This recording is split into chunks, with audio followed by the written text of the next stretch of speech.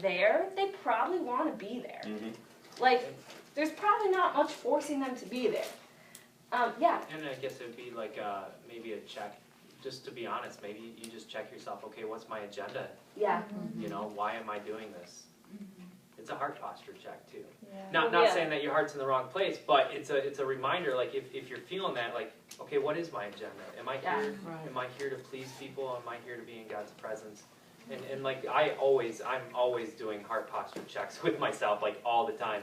And if anyone's around me verbally processing, you'll hear me try to, like, okay, am I here in this moment? Am I not here in this moment?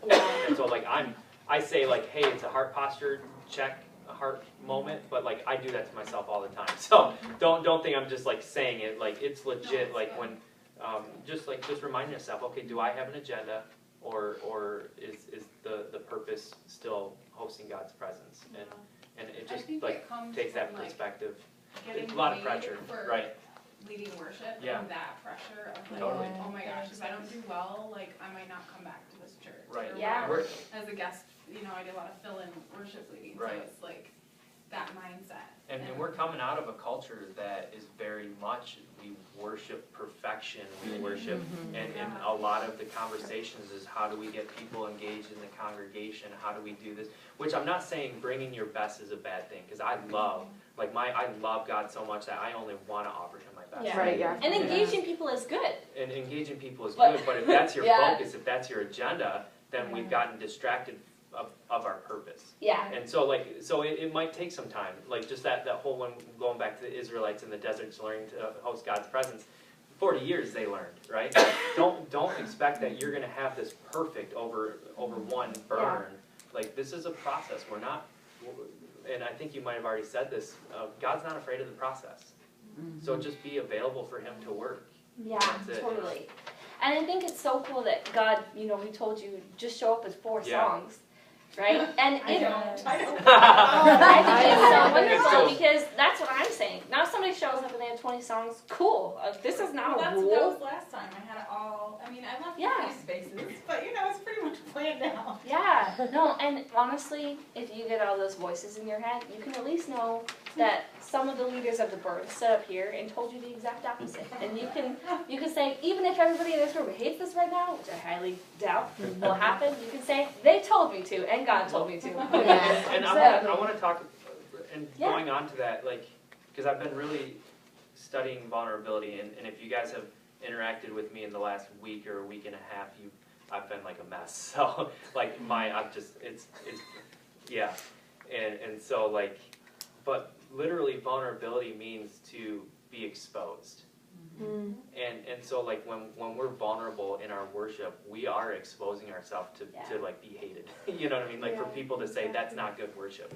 That's called vulnerability. And like and we can't have intimacy without vulnerability. We can't with God, like we can't let Him be our protector if we don't expose ourselves and say, okay, now protect these areas, you know? Just like Mary of Bethany, when she broke open her alabaster jar, she was hated by everybody in the room. She was vulnerable when she broke open that jar. And that's what we're doing here, is we're just exposing ourselves and we're just being vulnerable. Yeah. And that was something that, what I wanted to share with you was what, I don't know if you were in here when James was sharing this earlier, but just bringing our secret place into the burn, you know, instead of it being like performance-based, where it truly is our personal heart of worship being brought into a public space.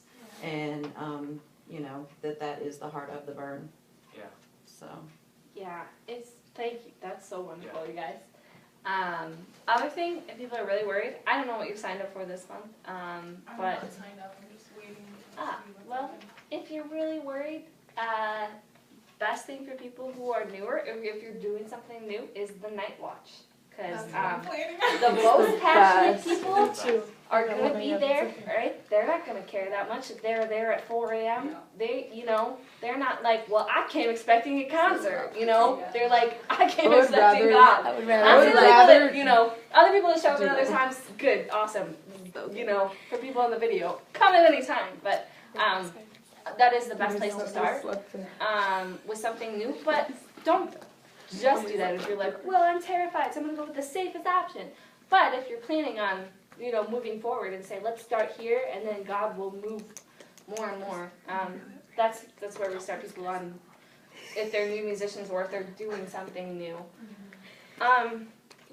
Cause there's just something different about it, about leading worship when, it's just really easy to let go of the pressure when you're like, yep, we're 18 hours in, or whatever, however many hours we're in, and 9 hours or whatever, and maybe my set isn't the most important thing right now. But it is valuable. God really values our leadership, so. And another encouragement, because we live in this performance culture, and again, I'm not bashing the church. There's definitely a place for corporate worship and excellence, and it's amazing. But sometimes a fruit of that can also be is making people in the congregation feel like their worship is second rate. I don't know if I've said this already, No. but like in the kingdom, there's no such thing as second rate surrender.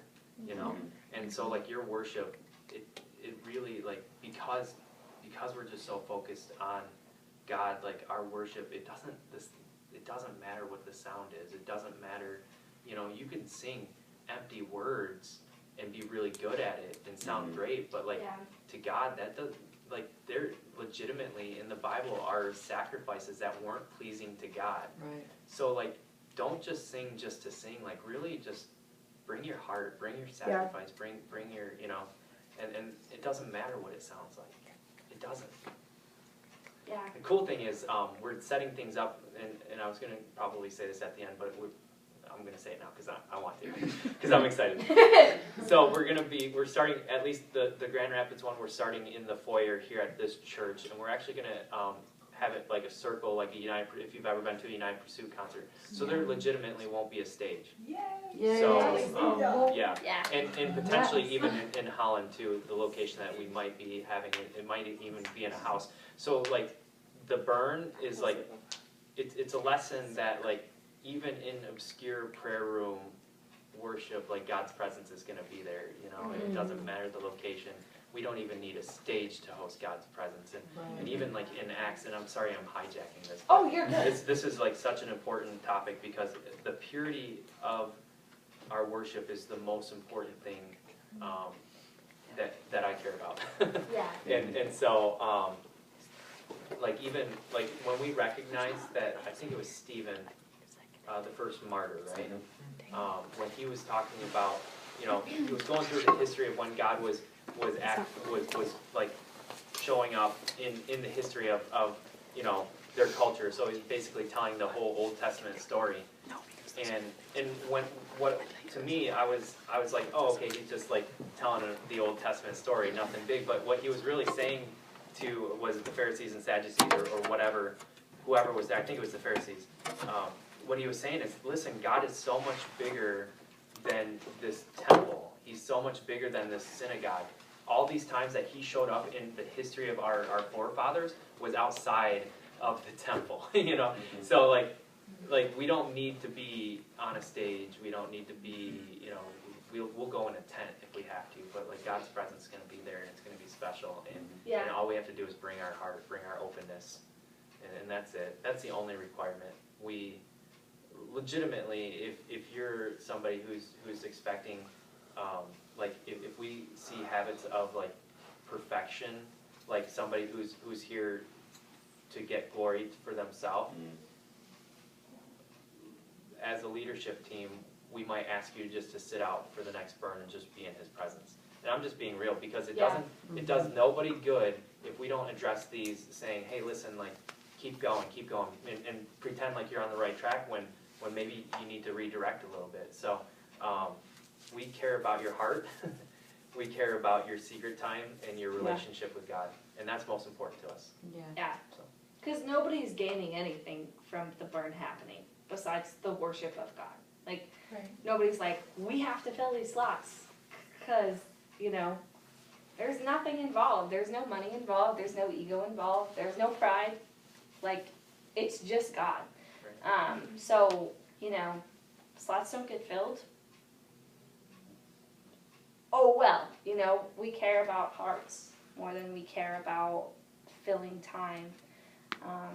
because something can be really true, and if we're leading it with the wrong heart, we can't expect, well, since it's true, awesome, then I'm just going to make it sound beautiful. Because we all know there are plenty of people that grew up on the Bible, on worship and words, and Oh no, is it not plugging in or? Did it say lesson? oh, the cord went out. Oh, Can it we go got back? bumped out. We all know that people grew up on truth, and sometimes they don't stick with it, right? The Spirit has to be behind what you're doing, and in front of it, and around it, and every part of it. So, yeah. I had more to talk about, but I want to leave time for practicing. So normally, if we do some practicing, I would not be on an instrument. And I would be like available for anybody that needed help or more like explanation. But if there's nobody that like desires to play an instrument because they're Kendra, yes. I want to be on an instrument. Yeah. Okay, awesome. You prefer guitar, right? Okay, so yeah. I mean, we So- could ask the Lord about it. So maybe. we, Divine impartation. so I from like this one. I like to do both in a practice, no matter how short the practices are. So let's have you start on the guitar, and then I'll help or be around for anybody that has questions. Or just need some assistance. I'll explain what we're gonna do in a second. But if you want to get the guitar plays in, oh, you can use your own guitar, totally. Okay, so who has been in one of these practices before of mine? I think yeah, okay. Whoa! Yeah, at the yeah. Okay, so can anybody recall the like 3/5 types of worship that we talked about? Worship. Congregational, Congregational singing, worship. Yes. prophetic, and then singing Scripture. scripture. Yes, exactly. So the one that I think I'd like to start with is listening for songs that already exist. So a chorus, a bridge, whatever it is. And how we do it is we're going to take the chairs out of the way. If you really want a chair, you can have one, but we're going to make it so that everybody can spread out. We might even open these doors and have people spread out so that you can hear yourself. And try and hear just something. Wait, don't leave yet. I'm not leaving, I just need to stand. Oh, okay, sorry. Yeah, totally.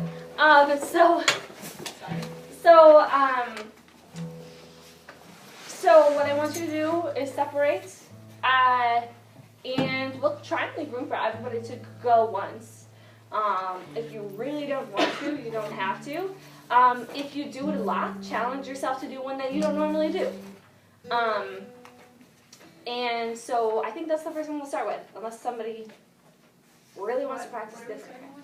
So what we're going to do is we're going to separate, and we're going to start by listening to a congregational chorus or bridge or a part of a song that already exists.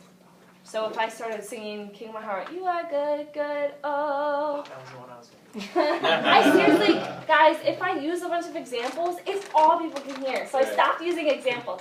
If somebody uses a song, let's not use a different part of the song. Okay, so like if I sang, you were good, good, don't get up and go, you're never gonna let me down. Even if it's all you can hear in your head. It's okay if that's the beginning. The whole for song you. is all I can hear. Yeah, I in my head know. right now. Me too. I literally was playing earlier too. So I know, right? It's why I like stopped doing that so much. Okay, we are using a microphone just for the practice of it, and the goal is sing it once, and then if everybody can join along, we're all gonna try to join you. All right? So the goal is to make it congregational.